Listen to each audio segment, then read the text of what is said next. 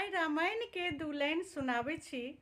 जखन श्री रामचंद्र जी नावसँ उतरै छथिन और केवटसँ जखन उतराई कहै छथिन जे की लेब, तखुनका दू लाइन आइ इच्छा भेल सुनाबैके।